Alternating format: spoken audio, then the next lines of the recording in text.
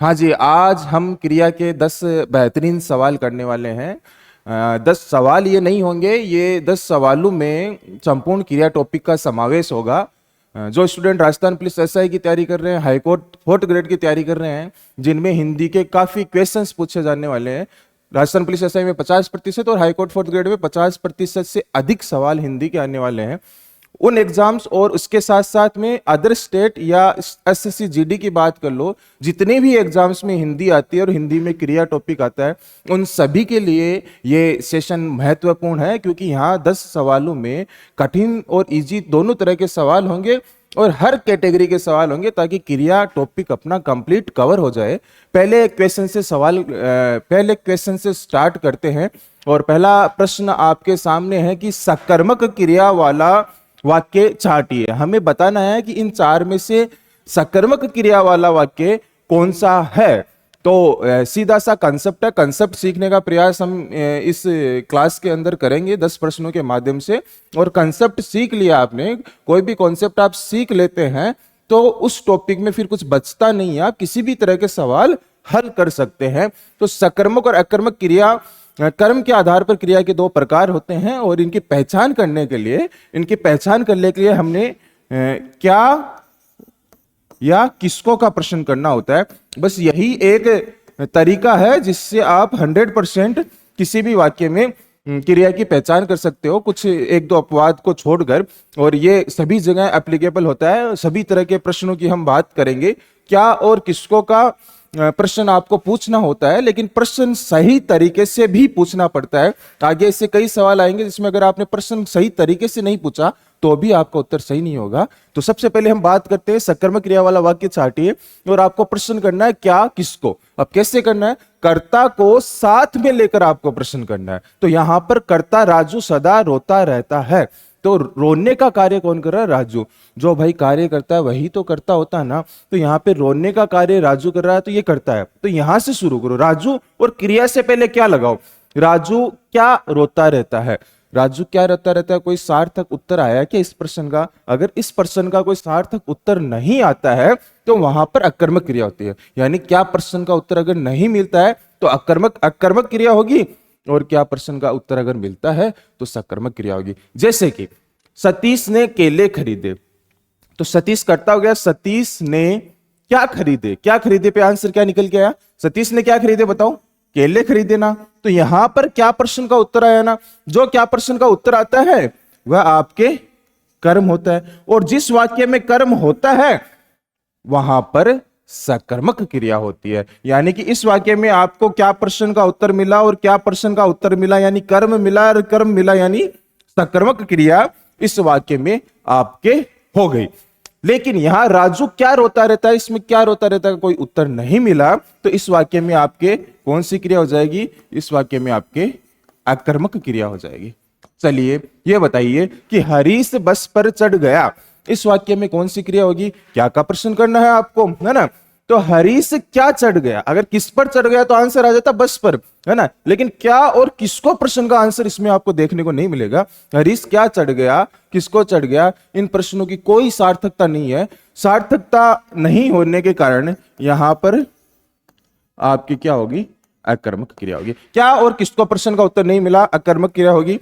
कैलाश छत से गिर पड़ा, कैलाश क्या गिर पड़ा, भाई गिर गया, क्या गिर पड़ा, इसका कोई आंसर नहीं है। किसको गिर पड़ा, इसका कोई आंसर नहीं है। क्या किसको प्रश्न का उत्तर नहीं मिला, यानी कि कर्म नहीं मिला, और कर्म नहीं मिलने से यहां पर इस वाक्य में कौन सी क्रिया हो जाएगी, अकर्मक क्रिया हो जाएगी। तो सकर्मक क्रिया वाला वाक्य यहां पे कौन सा निकल गया, फोर्थ आपका राइट आंसर हो गया। क्या और किसको का प्रश्न करके हमें सकर्मक और अकर्मक क्रिया की पहचान करनी है। बताओ अगले प्रश्न में क्या राइट आंसर होगा, बताइए। निम्नलिखित में से सकर्मक क्रिया है। पहले प्रश्न में हमने ये तो सीख लिया कि है ना वाक्य के अंदर क्या का प्रश्न करना है, लेकिन यहां तो वाक्य दिया ही नहीं है, डायरेक्ट क्रिया दे दी। भाई क्रिया तो समझते हो ना, वाक्य में प्रयुक्त जिन शब्दों से किसी कार्य का करना अथवा होना पाया जाता है उन्हें क्रिया कहते हैं। यानी ऐसे शब्द जो किसी कार्य को करते हुए दिखाए या कार्य होता हुआ दिखे तो वो क्रियाएं हैं। जैसे हंसना, तो हंसने का कुछ ना कुछ एक्टिविटी हो रही है ना। खाना यानी खाने की एक्टिविटी हो रही है। सोना यानी सोना भी एक अपने आप में एक्टिविटी है। चलना यानी चलने की एक्टिविटी हो रही है। तो जो भी कार्य हो रहा है, किया जा रहा है या हो रहा है, वे सभी आपकी क्रियाएं होती है। अब क्या का प्रश्न करना है सकर्मक और अकर्मक क्रिया की पहचान करने के लिए, लेकिन क्या का प्रश्न करने के लिए हमारे पास वाक्य नहीं है। तो बताओ अब कैसे करोगे? वाक्य बना दो, वाक्य बनाकर देख लो। हंसना यानी हंसने की क्रिया हो रही है, तो वाक्य बनाओ वह हंस रहा है, तो प्रश्न कर लो वह क्या हंस रहा है। कोई सार्थक उत्तर आया क्या? कोई उत्तर नहीं आया। दूसरा प्रश्न करो, वह सो रहा है, वह क्या सो रहा है? कोई सार्थक उत्तर आएगा? कोई उत्तर नहीं आया। वह चल रहा है, वह क्या चल रहा है? कोई उत्तर आया क्या? नहीं उत्तर आया। वह खा रहा है, वह क्या खा रहा है? अब क्या खा रहा है में कुछ तो होगा ना, रोटी होगी, सब्जी होगी, है ना, कोई फल होंगे, कुछ तो होंगे ना क्या में। तो वह क्या खा रहा है, इसका कोई सार्थक उत्तर तो आ रहा है ना। काल्पनिक तौर पे तो कहीं ना कहीं उत्तर मिल रहा है ना, इन तीनों में तो कोई उत्तर ही नहीं मिल रहा। तो यहां पे सकर्मक क्रिया कौन सी होगी? क्या प्रश्न का उत्तर यहां पे निकल के आ रहा है। अगर इसका हम वाक्य बनाते हैं खाना का, तो वहां पर क्या प्रश्न का उत्तर आपके समक्ष आ रहा है। लेकिन हंसना, सोना, चलना, इनमें क्या प्रश्न का कोई उत्तर नहीं आ रहा। तो यहां पर कौन सी क्रिया होगी? यहां पर क्या प्रश्न का उत्तर नहीं आने से, कर्म नहीं होने से अकर्मक क्रिया होगी, और सेकंड में क्या प्रश्न का उत्तर आने से यानी कुछ ना कुछ कर्म होगा, यहां पे कोई खाना में कोई आइटम होगा, तो वहां पर आपके सकर्मक क्रिया हो जाएगी। समझ में आया? अगर किसी प्रश्न में आपके वाक्य कंप्लीट नहीं दे, तो वाक्य में आपको उसको बदलना है और देखना है कहीं ना कहीं काल्पनिक तौर पे तो क्या प्रश्न का उत्तर नहीं आ रहा है ना। अगर आ रहा है तो सकर्मक क्रिया हो जाएगी। अगला सवाल है आपके समक्ष, मोहन ने अविनाश को पढ़ाया।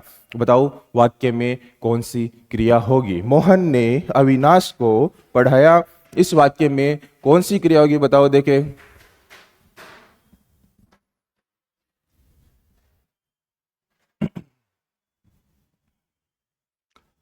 भाई हमने अभी सीखा है, देखो सकर्मक और अकर्मक क्रिया की पहले बात कर लेते हैं। क्रिया को देखो मुख्य तौर पर दो भागों में बांटा गया है, वैसे तो तीन भागों में बांटा गया है, क्रम के आधार पर, प्रयोग अथवा रचना के आधार पर और काल के आधार पर, है ना। और काल के आधार पर क्रिया के प्रकार और काल टॉपिक सेम होते हैं, इसलिए हम उसको वहां पढ़ते हैं। और प्रश्न जहां से ज्यादा उठकर आते हैं वो है कर्म के आधार पर क्रिया के प्रकार और प्रयोग अथवा रचना के आधार पर क्रिया के प्रकार। कर्म के आधार पर क्रिया के दो प्रकार होते हैं, सकर्मक क्रिया और अकर्मक क्रिया, है ना। अगर कर्म है तो सकर्मक क्रिया होगी और कर्म नहीं है तो अकर्मक क्रिया होगी, है। उसके अलावा प्रयोग अथवा रचना के आधार पर भी क्रिया को बांटा गया, और प्रयोग अथवा रचना के आधार पर हमने पढ़ा था। यहाँ पे आपके चैनल पर आपके प्लेलिस्ट में देखोगे तो आपके बूस्टर क्लासेस में क्रिया टॉपिक के वीडियोज मिल जाएंगे, वहां जाकर आप वो क्रिया टॉपिक पढ़ सकते हैं। इसके साथ साथ में भी आज जो हम 10 सवाल आपको करा रहे हैं, ये भी अवधारणा करियर इंस्टीट्यूट के एप्लीकेशन पे फ्री टेस्ट सीरीज में फ्री में टेस्ट है, उस टेस्ट के 10 सवाल हमने यहाँ पे उठाए हैं। तो आपको ऐसे सवाल और करने हैं, स्पेशली जो राजस्थान एग्जाम्स की तैयारी कर रहे हैं, जहां पर उनको जियोग्राफी कल्चर के भी प्रश्न देखने को मिलेंगे, और वो भी फ्री में आपको टेस्ट देने का मौका मिलेगा। तो अवधारणा करियर इंस्टीट्यूट ऐप भी आप प्ले स्टोर से डाउनलोड कर सकते हैं। इसके साथ साथ में अगर हम तीसरे प्रश्न की बात करें, तो कर्म के आधार पर सकर्मक और अकर्मक क्रिया होती है, एक प्रयोग अथवा रचना के आधार पर भी क्रिया के प्रकार होते हैं। जिसमें क्या आती है? जिसमें सामान्य क्रिया आती है, संयुक्त क्रिया आती है, नाम धातु क्रिया आती है, पूर्वकालिक क्रिया आती है, प्रेरणार्थक क्रिया आती है, और एक अन्य भेद भी होता है जिसे सजातीय क्रिया कहते हैं, है ना। तो अगर सकर्मक और अकर्मक की बात करें तो हमें देखा कि क्या पहचान है, इसको क्या और किसको का प्रश्न है। तो इस सवाल में क्या और किसको का प्रश्न पहले करके देख लेते हैं, कहीं सकर्मक या अकर्मक में तो कोई सी क्रिया नहीं है ना, है ना। तो मोहन ने क्या पढ़ाया, कोई सार्थक उत्तर अभी दिखा नहीं है, लेकिन मोहन ने किसको पढ़ाया तो क्या उत्तर निकल गया? मोहन ने अविनाश को पढ़ाया। तो यहाँ पे क्या हो गया? अविनाश कर्म निकल के आ गया, और कर्म निकल के आने की वजह से यहाँ पर कौन सी क्रिया होगी? यहाँ पे आपके सकर्मक क्रिया हो जाएगी, है ना। तो सभी अलग अलग तरह के सवाल हैं, और आगे भी आपको हर कैटेगरी के सवाल देखने को मिलेंगे। किस वाक्य में सकर्मक क्रिया नहीं है, आपको बताना है किस वाक्य में सकर्मक क्रिया नहीं है। इस नहीं पर भी गौर करना है। मेन एग्जाम में हड़बड़ाहट में ज्यादातर सवाल इसलिए गलत करके आ जाते हैं क्योंकि लास्ट में हमें नहीं लगावा नहीं पढ़ते हैं, प्रश्न को सही तरीके से नहीं पढ़ते हैं। सकर्मक क्रिया नहीं है का मतलब क्या होता है? अकर्मक क्रिया पूछिए, इस वाक्य में अकर्मक क्रिया कौन सी है ये पूछा है। तो फर्स्ट सबसे पहले सवाल पे आते हैं। सकर्मक और अकर्मक के लिए हमने एक कंसेप्ट सीखा है, और वो कंसेप्ट सीखा है क्या और किसको का प्रश्न कर लो भैया, क्या और किसको का प्रश्न कर लो। पहले वाक्य में करो, देखे क्या और किसको का प्रश्न पहले वाक्य में करो। किसान फसल काट रहा है, किसान क्या काट रहा है, करता क्या है किसान, किसान क्या काट रहा है, तो यहाँ पे क्या निकल गया? फसल। वसल क्या हो गया आपका, कर्म हो गया, और कर्म होने की वजह से ये कौन सी क्रिया होगी, ये आपके सकर्मक क्रिया हो गई। दूसरा सवाल, दूसरा ऑप्शन देखो, बच्चे पतंग उड़ा रहे हैं तो क्या सवाल करोगे, सवाल करना सीखो, कर्ता को साथ में लेना है, अभी पता चलेगा आपको। बच्चे क्या उड़ा रहे हैं, बच्चे क्या उड़ा रहे हैं, तो क्या उत्तर निकल गया, पतंग उड़ रहे। पतंग यहाँ पे क्या हो गया आपका, कर्म हो गया, और कर्म होने की वजह से ये कौन सी क्रिया हो जाएगी, सकर्मक क्रिया हो जाएगी। अगला सवाल देखो भैया, पक्षी आकाश में उड़ रहे हैं, अगर आप सवाल करोगे आकाश में क्या उड़ रहे हैं तो उत्तर क्या निकल के आ जाएगा, आकाश में क्या उड़ रहे हैं, पक्षी निकल रहे हैं। पक्षी उत्तर आने से कर्म आ गया, कर्म आने से सकर्म क्रिया होगी। ये तरीका गलत हो जाएगा। मैंने आपको पहले भी कहा है कि आपको सवाल सही तरीके से करना है। सही तरीके से सवाल करने का मतलब क्या है, आपको कर्ता से सवाल का प्रारंभ करना है। यहाँ पे उड़ने का कार्य कौन कर रहा है, जो कार्य करता है वही तो कर्ता होता है ना। तो उड़ने का कार्य यहाँ पे कौन कर रहा है, पक्षी कर रहा है। पक्षी करता है, कर्ता को साथ में लेके प्रश्न करो, पक्षी क्या उड़ रहे हैं, पक्षी क्या उड़ रहे हैं, अब उत्तर आया क्या, कोई उत्तर नहीं निकल के आया है ना। उड़ रहे हैं भाई, इसमें क्या उड़ रहे हैं कि कोई प्रश्न की सार्थकता नहीं है, तो पक्षी क्या उड़ रहे हैं तो कोई उत्तर नहीं निकल के आने की वजह से, कर्म उपस्थित नहीं होने की वजह से इस वाक्य में कौन सी क्रिया हो जाएगी, इस वाक्य में कर्मक क्रिया हो जाएगी। समझ में आया। इस सवाल को तो कर दोगे आप, क्योंकि बाकी सभी में कर्म दिख रहे हैं तो कोई अंदाजा लगा सकते हो। लेकिन कई बार ऑप्शन दे देगा और बोल देगा कितने वाक्यों में अकर्मक क्रिया है, तब यहां पे मुश्किल हो जाएगा अगर आपने कर्ता को साथ में लेके प्रश्न नहीं किया, प्रश्न को अगर आपने सही तरीके से नहीं पूछा है ना। तो मजदूर चाय पी रहे हैं, मजदूर क्या पी रहे हैं, उत्तर निकल गया है चाय पी रहे हैं। चाय यहाँ पे कर्म आने की वजह से इस वाक्य में कौन सी क्रिया हो जाएगी, इस वाक्य में आपके सकर्मक क्रिया हो जाएगी। ठीक है, तो यहाँ पे राइट आंसर क्या हो जाएगा बताओ, अकर्मक क्रिया पूछिए ना, सकर्मक क्रिया नहीं है, यानी अकर्मक क्रिया किसमें है, तो थर्ड ऑप्शन आपका राइट ऑप्शन हो जाएगा। चलिए आगे बढ़ते हैं। निम्नलिखित में से किस वाक्य में सकर्मक क्रिया का प्रयोग हुआ है, तो बताओ निम्नलिखित में से किस वाक्य में सकर्मक क्रिया का प्रयोग हुआ है। वही क्या और किसको का प्रश्न करना है, कर्ता को साथ में लेना है। रमेश क्या कर रहा है, भोजन कर रहा है, कर्म निकल के आ गया, तो इस वाक्य में तो भैया सकर्मक क्रिया का प्रयोग हुआ है। तो पहला राइट ऑप्शन तो आपने समक्ष आ गया, लेकिन आगे के ऑप्शन पर भी हम बात कर लेते हैं। रेशमा जोधपुर जा रही है, तो रेशमा कहां जा रही है, तो उत्तर आ जाता जोधपुर जा रही है। लेकिन रेशमा क्या जा रही है, क्या का प्रश्न करना, किसको जा रही है, किसको का प्रश्न करना, क्या किसको प्रश्न का कोई उत्तर निकल के नहीं आया, तो इस वाक्य में कौन सी क्रिया हो जाएगी, अकर्मक क्रिया। चलो ये दो वाक्य तो ठीक है, लेकिन तीसरा वाक्य क्या है, तारे टिमटिमा रहे हैं। तो अगर आप सवाल करोगे क्या टिमटिमा रहे हैं, तो उत्तर क्या निकल गएगा, तारे टिमटिमा रहे हैं। अगर आप सवाल करोगे क्या बह रही है, तो उत्तर निकल के आएगा नदी बह रही है। लेकिन सवाल सही तरीके से करना है भैया। अगर सवाल अगर आप सही तरीके से करोगे तो आपको क्या प्रश्न का उत्तर मिलेगा नहीं मिलेगा उस आधार पर हम तय करेंगे। लेकिन सवाल तो सही कीजिए ना, सवाल करने के लिए कर्ता तो होना चाहिए ना। इस वाक्य में मैंने क्या बोला आपको अभी तक, कर्ता को साथ में लेके सवाल करना, ये बात दिमाग में रखो, कर्ता को साथ में लेके सवाल करना है ना। तो यहां पर तो कर्ता है ही नहीं, तीसरा और चौथा वाक्य है इसमें कर्ता है ही नहीं भैया। तारे टिमटिमा रहे हैं तो अपने आप टिमटिमा रहे हैं, कोई तारे टिमटिमा थोड़ी रहा है। हाँ, नदी बह रही तो अपने आप बह रही है, कोई बहा थोड़ी ना रहा। तो कर्ता तो उपस्थित है ही नहीं है। कौन सी क्रियाएं हैं, ये स्वतः घटित क्रियाएं हैं। और स्वतः गठित क्रियाएं कौन सी क्रियाएं होती है, स्वतः गठित क्रियाएं आपके अकर्मक क्रिया होती है। क्यों, कर्ता ही नहीं होगा तो कर्म कहां से आएगा, कर्म आने के लिए कर्ता तो चाहिए ना। और कर्ता है ही नहीं इन दोनों वाक्य में, अपने आप जो क्रियाएं हो रही है वो स्वतः गठित क्रियाएं होती है। जैसे कि एक एग्जांपल और देता हूं मैं आपको, है ना, कि पेड़ से पत्ते गिरते हैं। अब पेड़ से पत्ते गिरते हैं ना, तो पेड़ से क्या गिरते हैं, तो उत्तर क्या निकल गया, पत्ते गिरते हैं, है ना। लेकिन पेड़ करता नहीं है, पेड़ गिरा नहीं रहा है, पत्ते पत्ते तो याज तो हवा से गिर रहे हैं अगर पेड़ से पत्ते गिर रहे हैं तो, है ना। इसमें कोई कार्य नहीं किया जा रहा है, समझ रहे हो आप। तो ये स्वतः गठित क्रियाएं हैं। तो अगर ये पेड़ से पत्ते गिरते हैं तो इसमें अगर क्या प्रश्न का करके पत्ते उत्तर निकालोगे तो गलत हो जाएगा। अगर ये आता कि बंदर पेड़ से पत्ते गिराता है या फिर कोई सोहन पेड़ से पत्ते गिराता है, तो सोहन पेड़ से क्या गिराता है, तो क्या उत्तर निकल गया, पत्ते गिराता है।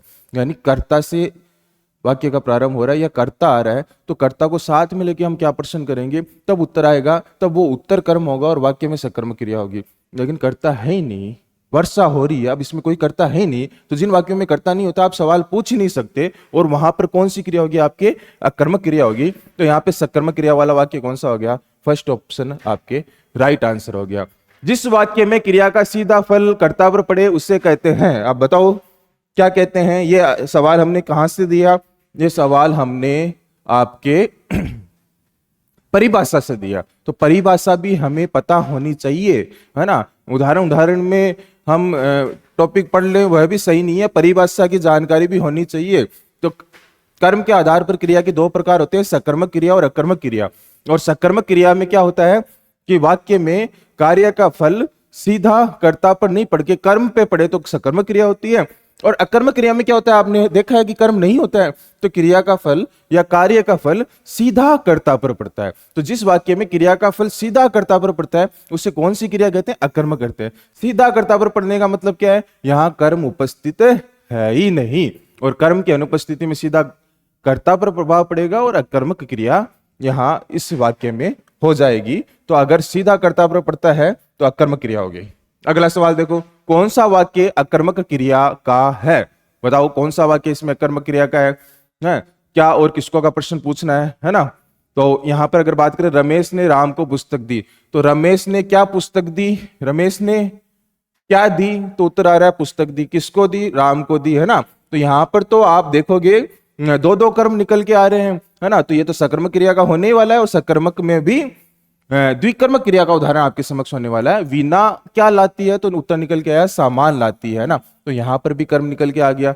माली पेड़ों को पानी देता है, माली पेड़ों को क्या देता है? पानी देता है, तो उत्तर निकल के आ गया, है ना। और किसको देता है? पेड़ों को देता है, तो यह भी कर्म निकल के आ गया। बच्चा जोर से रोया, बच्चा क्या रोया? बच्चा क्या रोया? यहां पे कोई उत्तर निकल के नहीं आया, कोई सार्थक प्रश्न क्या का बना ही नहीं। तो इस वाक्य में आपकी कौन सी क्रिया हो जाएगी?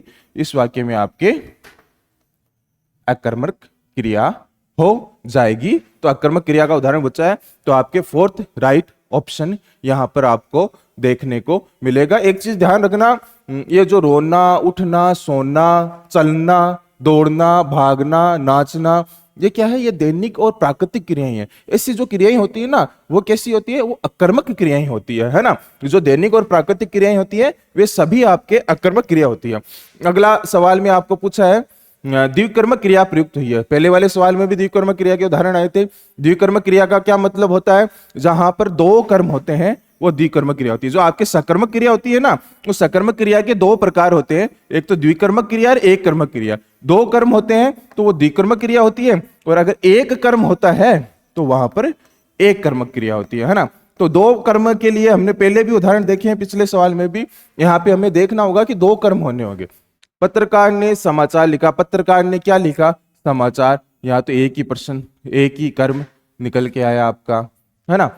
पत्रकार क्या है? यहाँ पे कर्ता है, और लिखा क्रिया है, और एक ही कर्म है। अध्यापक ने छात्र को पुस्तक पढ़ाई, अध्यापक ने छात्र को क्या पढ़ाई? पुस्तक है, तो ये पहला कर्म निकल के आ गया। अध्यापक ने किसको का प्रश्न भी तो कर सकते हैं ना। अध्यापक ने किसको पुस्तक पढ़ाई? तो क्या निकल गया? छात्र को पुस्तक पढ़ाई, तो ये दूसरा कर्म भी निकल के आ गया। तो दो कर्म होने की वजह से यह क्रिया आपकी कौन सी हो जाएगी? द्विकर्मक क्रिया हो जाएगी। तीसरे में क्या? वह दूसरी बार भोजन कर रहा है, वह दूसरी बार क्या कर रहा है? भोजन कर रहा है। तो क्या प्रश्न का तो उत्तर आ रहा है, लेकिन किसको प्रश्न का कोई उत्तर नहीं आ रहा है। तो यहां पर कौन सी क्रिया हो जाएगी? यहां पर एक ही कर्म होने के कारण, है ना, तो कौन सी क्रिया हो जाएगी? एक कर्मक क्रिया हो जाएगी। वह क्या देख रहा है? वह अंग्रेजी फिल्म देख रहा है, एक ही कर्म है, तो एक कर्मक क्रिया होगी। दूसरे वाक्य में क्या और किसको, दोनों प्रश्न के दो उत्तर निकल के आ रहे हैं, यानी दो कर्म निकल के आ रहे हैं, तो इसलिए इस वाक्य में कौन सी क्रिया हो जाएगी? द्विकर्मक क्रिया हो जाएगी। अगले सवाल का उत्तर बताओ भाई।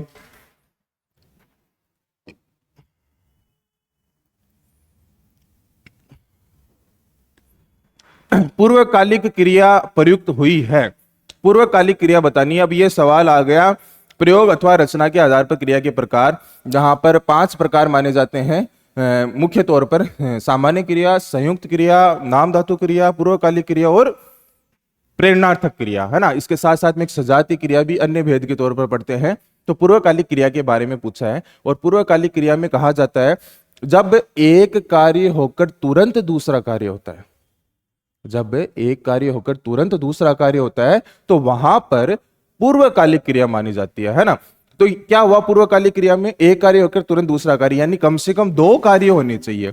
अभी समझ में आ जाएगा, देखो क्या बोल रहा हूं, कम से कम दो कार्य होने चाहिए, है ना, है ना। तो यहां पर आप देखोगे उसने पुस्तक पढ़ी, तो पुस्तक पढ़ने का कार्य हो रहा है, केवल एक ही कार्य हो रहा है। यहां आप देखोगे मोहन नहाकर पूजा करने लगा, यानी पहले तो उसने नहाया, उसके बाद में उसने क्या की, पूजा की। तो दो कार्य हुए ना, एक तो नहाने का कार्य हो गया, दूसरा पूजा करने का कार्य हो गया, है ना। तो यहां पर दो कार्य हो गए। उसने पुस्तक पढ़ी, पुस्तक पढ़ने का एक ही कार्य हुआ। बालक ने पढ़ाई की, पढ़ाई करने का एक ही कार्य हुआ। छात्र ने गुरुजी के चरण छुए, चरण छूने का एक ही कार्य हुआ। लेकिन यहाँ पे नहाने और पूजा करने का दो कार्य हो गया। उसके बाद में एक और कंडीशन है कि एक कार्य होने के तुरंत बाद में दूसरा कार्य हो। तो यहां पे क्या हुआ, मोहन नहाकर पूजा करने लगे। ये जो क्रिया के आगे कर लगा रहा है, नहाकर पूजा, ये भाव दर्शित कर रहा है कि एक कार्य होते ही तुरंत दूसरा कार्य हुआ है। नहाया और नहाते ही उसने पूजा की है ना।